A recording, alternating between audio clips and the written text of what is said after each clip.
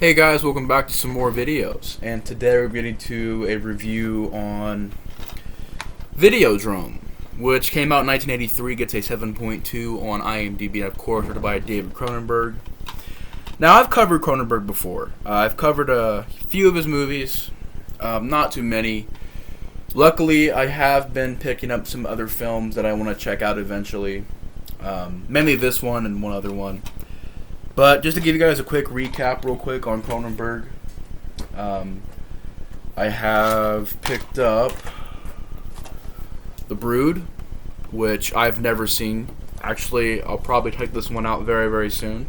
So this review is going to be coming up. The Brood is a 79 film, and I've never seen it before. But this is one that I've heard a lot of great things about. I know he also made Shivers. Never seen that one. I did see this one, Scanners, and pretty big fan of Scanners, which I guess has a franchise, which I did not know about. There's this. I believe there's Scanners 2, 3. There maybe even be a 4. And then there's the spin-offs, I believe. I guess you could call them spin-offs. They're called Scanner Cop, which is Scanner Cop 1 and 2. So even those ones have sequels. So it's like you have Scanners 2 and 3, maybe a Scanners 4. I don't remember. Scanner Cop 2. Yeah, there's a lot of Scanners movies. I did not know that. Will I ever see those movies? I don't know. But apparently there's a lot of Scanners movies. Apparently there's a Scanners franchise out there, which I had no clue of. Then I did do reviews. By the way, I did review Scanners. The video's quality isn't the best, but I will give you guys my quick thoughts on it. I really did enjoy this film. Big fan of it. This is one of my favorite Cronenberg films so far. I just love the premise. I love the cast. I love iconic scenes of the movie. The iconic head explosion scene. Great effects, well shot, well acted, well made. Big fan of Scanners. Then I also do have The Fly, which I did a review for. Again, the quality of the review as far as the video and audio goes isn't the greatest, but I did cover The Fly. Hopefully one day I can review the old Fly movies. So there's like, 3 or 2 other Fly movies before this one? Like 2 or 3? But yeah, this is a 2-disc special edition, a pretty awesome edition to have if you're a fan of The Fly. I know this isn't Cronenberg, but I also do have the sequel, so hopefully one day I can re-review the Fly movies and review them all in one big giant video. Maybe not one video, but just a series of videos. I don't know, we'll see how that all goes. But yeah, those ones, and of course today talking about Videodrome, which is a 1983 film. Now, Videodrome, I have heard many things about, and to be honest, going into this movie, I've heard it was a good movie, but I didn't hear anything about the plot line, didn't hear anything about the premise of the film, or what it's about, so I kind of went in completely blind, just knowing that it was a good movie from what most people were saying. Didn't really know it was going to be a trippy movie, didn't know it was going to be a mindfuck kind of a movie. So that definitely surprised me. But I will say this, I thoroughly enjoyed Videodrome. Thoroughly enjoyed this movie. It's a movie that is a really bizarre experience of watching this movie. It's a movie that's definitely very memorable. It's definitely a very original horror film. And it was just a psychological thrill ride. Well, let's say thrill ride. Psychological, wacky carnival ride of a horror film. It's just got so much going on in it. And I really enjoyed the movie. But the plot line, you have James Woods, who is he's in Vampires. He's in another movie, I think, with Cronenberg too. I think he's in one more. But he's a famous actor. He'd go on to be in Family Guy skits. He'd go on to be in so many other films after this. Had a really big career, James Woods. But I'm glad that he still talks about these movies. I know there's also a special edition of this film, which is pretty interesting to hear about. I know that on that special edition, James would talk about this movie, and I guess he's pretty proud of it, which is awesome. And he also talked about vampires in the new Blu-ray. So that's pretty cool. But yeah, I'm always happy to hear that James Woods still comes back to talk about horror films, because a lot of these famous actors really don't go back and talk about horror movies too much, which is really a shame. But this character pretty much runs this TV station, and what they cover is sex, blood, and mayhem on TV. And they're running this. His character's name is Max Wren. And they run this. He runs this TV station. TV station is a little tiny, kind of obscurely unknown television station. Not really a whole lot of people watch it, but they have a cult following. And he hears about this TV show called Videodrome, which is pretty much this TV show where people are being tortured in this chamber by a masked person, and he thinks, oh, production cost wouldn't be that much, the acting's great, whatever. So he tries to get Videodrome on his station, and he realizes that it goes into really bizarre mode where it's just, you realize that Videodrome has kind of attached itself to his mental. Just describe this movie is going to be so hard, because to talk about it, it's one of those movies where I still don't fully understand it after watching it. I'm going to have to think about this movie for a while. I think I got a clear idea of what this movie was trying to do, but at the same time, it's just really an educated guess. It's like Cat in the Brain, man. You just need to watch it. If you have not seen Videodrome, for me to describe this movie would not give it justice, would not do it justice. It would just be very difficult to do. It is very difficult to do, because it's just a delve into psychological mayhem, where James Woods' mental barriers, kind of the same thing with Cat in the Brain, where his mental barrier is starting to break down. The lines between reality and TV are blending together, and you have maybe there's some brainwashing in there, maybe it could be virtual reality in a way, because there's a lot of dialogue about, what we see, it's perception, is it real, is it not? So it could be one of those things. But basically, James Woods starts hallucinating, and he starts having these weird just moments where his mind just starts messing up. And you have like scenes where his stomach opens and it kind of looks like a vajayjay, but he has a little slit down here, and he puts his gun in there. That sounded wrong, but he puts this gun he has in there, and wow, this is gonna be that's gonna be one of those videos. But he puts it in there, disappears. You find that's where they can put these videotapes in, and even the videotapes have this weird fleshy texture to them. And a lot of it is just what Cronenberg is famous for, body horror. Just a lot of sexuality, sensuality in this film.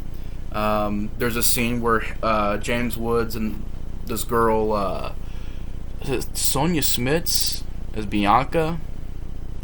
Or is it Debbie Harry as Nikki? I can't remember. But it's pretty much the lead chick, the one that he's pretty much in love with. And she's all into pain, so he pierces her ear and licks the blood. Very weird scene, very strange stuff. A lot of strange scenes in this film. You have a TV that gets like a fleshy texture to it, and as he's watching it, the girl's on the screen comes out, and he kind of just, rubs his face on the screen. And I must say, the effects in this movie are phenomenal. Who did the makeup effects in this movie? Because these makeup effects are just absolutely wonderful. Rick Baker. No wonder they're wonderful. They're by legendary Rick Baker. Just phenomenal makeup effects in this movie. Most of these scenes, I'm sitting there wondering how they did this stuff.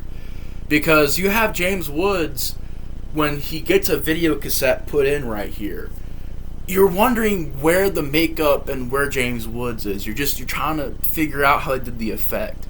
So I thought the special effects were very well done in that regard, where you couldn't really tell how they did certain scenes. Like, how did they exactly do this TV screen that just comes out, stretches out, but yet still has the TV show on it?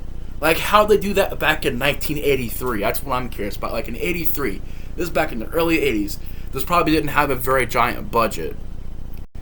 You're seeing effects like a TV screen getting pushed out, and the effect looked wonderful. It cost about $5 million, so it had a pretty low budget considering. I mean, $5 million wasn't really a whole lot back then. I was just wondering, like, how they do that, or how do they get it to where... And I wondered the same thing in Shocker. I wondered the same thing, because you go from a really videotape cassette type, which really they're Betamax tapes, not really VHS tape, which is pretty cool. It gives it a vintage feel, the whole Betamax thing.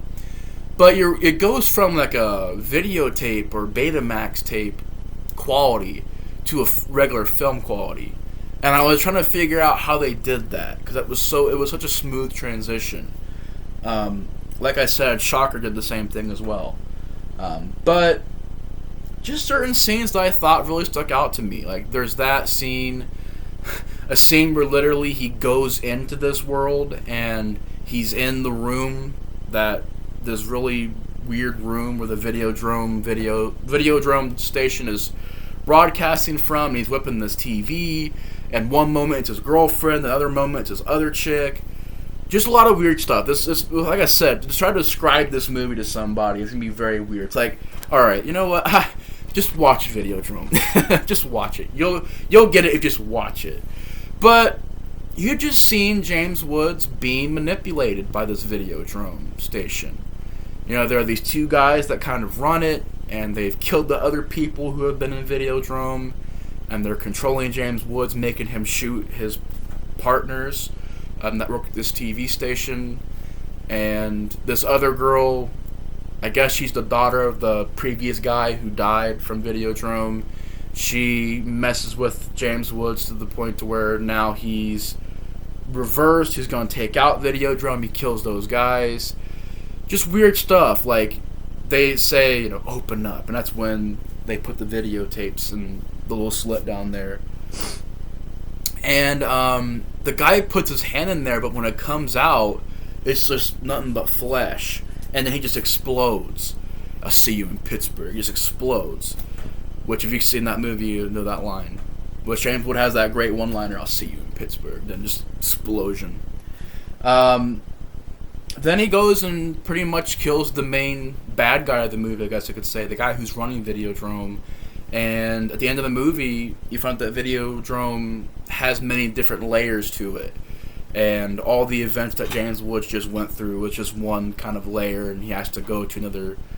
He has to leave his old flesh to begin his journey on to the next layer of Videodrome. See, just describing that movie, man, makes very, very hard to do. But it's a very bizarre film, very weird movie for sure. But I just thought it was well made, well directed. The special effects looked wonderful. It's just very psychological, very much... It says sci-fi, which is really weird. I don't really get a sci-fi vibe from this movie. It even says it here on the DVD. Sci-fi horror thriller. Oh no, it says sci-fi horror filmmaker David Cronenberg. But here it says sci-fi thriller horror. Thriller horror? Maybe. Sci-fi aspect? I don't know. Maybe it is just because it's TV stations and stuff. I don't know. But just the imagery of the movie, it's just very, very out there. Definitely an original film. I really enjoyed it, though. I thought it was just very, very well made. I also enjoyed the music. I also enjoyed the cinematography.